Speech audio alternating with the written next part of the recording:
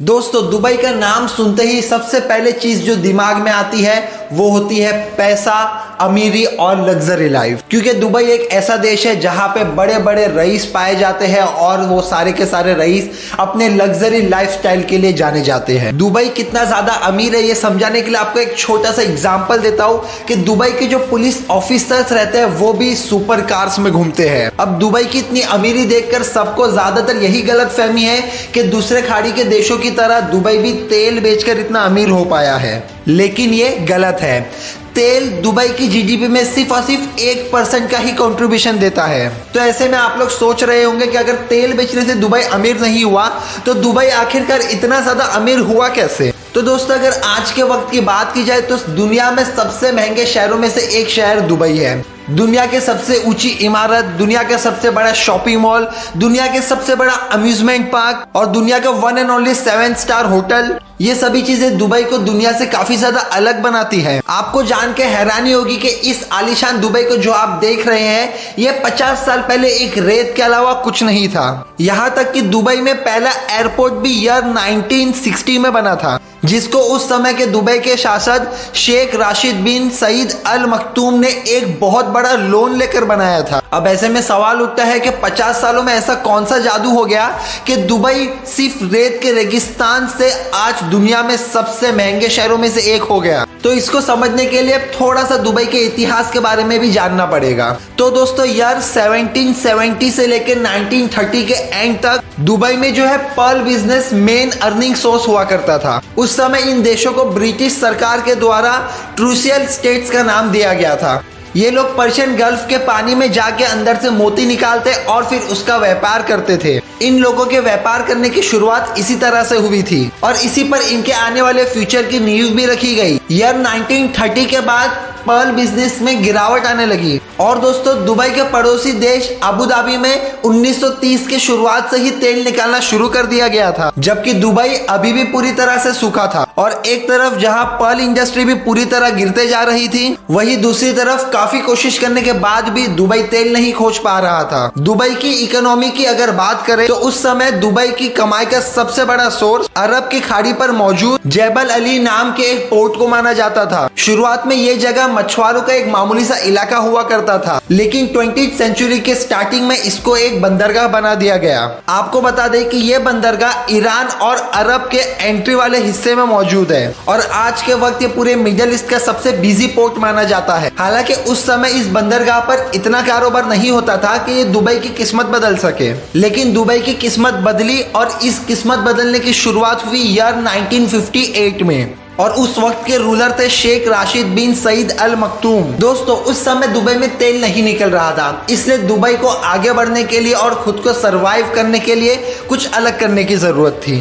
क्योंकि अगर दुबई उसका सारा ध्यान और सारा पैसा तेल की खोज में लगाता तो वो तरक्की की रेस से बहुत जल्दी बाहर हो जाता।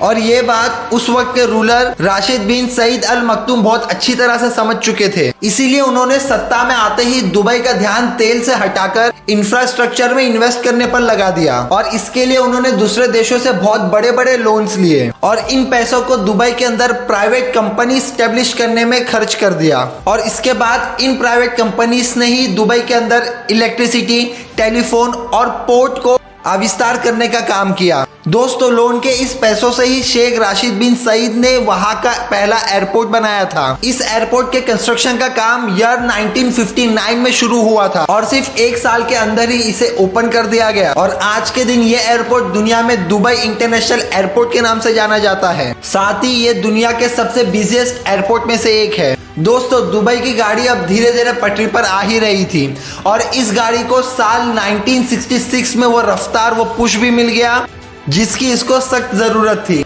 दरअसल दोस्तों, 1966 में दुबई में उस तेल को खोज लिया गया था जिसकी सालों से कोशिश की जा रही थी, लेकिन जो तेल यहाँ पे मिला था उसकी मात्रा इतनी नहीं थी कि दुबई पूरी तरह इस पे डिपेंड हो जाए। इसलिए शेख राशिद बिन सईद अल मखतूम ने अपना फोकस इंफ्रास्ट्रक्चर पे ही बनाए रखा। फिर दोस्तों ईयर 1969 में दुबई ने तेल की सीटिंग शुरू कर दी और इससे जो मुनाफा हुआ इन पैसों को भी दुबई के इंफ्रास्ट्रक्चर पे ही खर्च किया गया। दुबई भी अब काफी रफ्तार से तरक्की कर रहा था और तेल पर ज्यादा फोकस न रखने का उसको ये फायदा हुआ कि वो दूसरे फील्ड्स जैसे कि रियल एस्टेट, टूरिज्म, एयरलाइंस, बंदरगाह बहुत तेजी से तरक्की करने लगा। फिर दोस्तों जब दिसंबर 1971 में जब यूएई को ग्रेट ब्रिटेन से आजादी मिली तो दुबई भी यूएई के साथ अमीरात में से एक अमीरात बन गया और अगले कुछ सालों तक दुबई अपने पड़ोसी देश अबू धाबी और यूएई के साथ अमीरात में बने रहने के लिए इसी तरह अलग अलग तरीकों से अपनी कमाई को बढ़ाते रहा। और दोस्तों दुबई की इस तरक्की में एक और बहुत बड़ा टर्निंग पॉइंट ईयर 1985 में आया था, क्योंकि इसी साल दुबई में वहां का पहला फ्री जोन बनाया गया था और इस फ्री जोन का नाम जेबल अली फ्री जोन रखा गया था, जिसको आज जाफजा के नाम से भी जाना जाता है।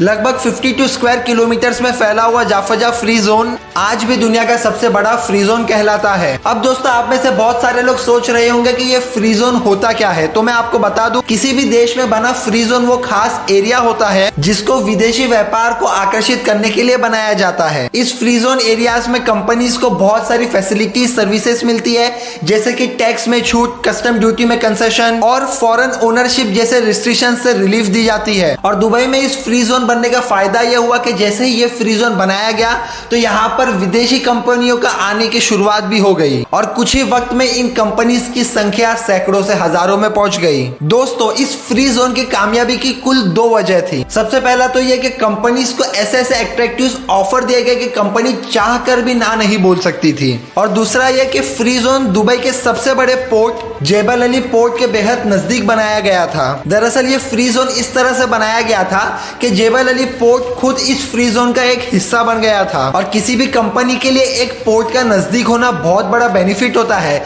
इससे कंपनी का टाइम और पैसा दोनों बचता है प्रोडक्ट्स के सप्लाई में। और इन्हीं सब फायदों को देखते हुए यहाँ एक के बाद एक कंपनीज आती गई और इस तरह से दोस्तों जेबल अली पोर्ट मिडल ईस्ट का सबसे बिजिएस्ट पोर्ट बन गया। जेबल अली पोर्ट की इस कामयाबी को देखकर दुबई सरकार ने इसके आसपास और भी छोटे छोटे फ्री जोन्स बनाने शुरू कर दिए और कुछ ही समय में इन फ्री जोन्स की संख्या 30 तक पहुंच गई और इन फ्री जोन्स की वजह से 1.5 लाख से भी ज्यादा लोगों को रोजगार मिलता है, जिसकी वजह से आज ये फ्री जोन दुबई की जीडीपी में 21% का कंट्रीब्यूशन देता है। अब दोस्तों दुबई का विकास इस रफ्तार से हो रहा था कि कोई सोच भी नहीं सकता और इस रफ्तार को और तेजी से बढ़ाने के लिए दुबई को और ज्यादा वर्कर्स की जरूरत थी, क्योंकि दुबई के पास अपनी खुद की इतनी वर्कफोर्स नहीं थी।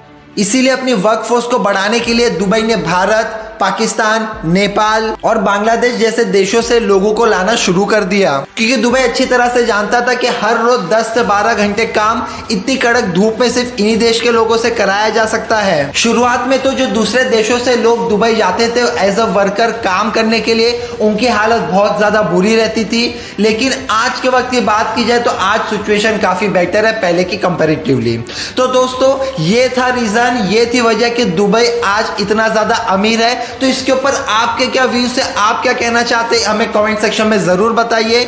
और आज के लिए इतना ही, इसी के साथ मिलते हैं नेक्स्ट वीडियो में। और अगर चैनल पे आप नए हो तो चैनल को सब्सक्राइब कर लीजिए, बेल आइकन बटन दबाना ना भूले, ताकि इस तरह के और इंफॉर्मेटिव वीडियोस अगर हम अपलोड करें तो आपको नोटिफिकेशन आए और आप लोग वीडियो का पूरा मजा ले सके। तो इसी के साथ मिलते हैं अगले वीडियो में। Till then stay tune with the channel, take care, bye bye and thanks for watching.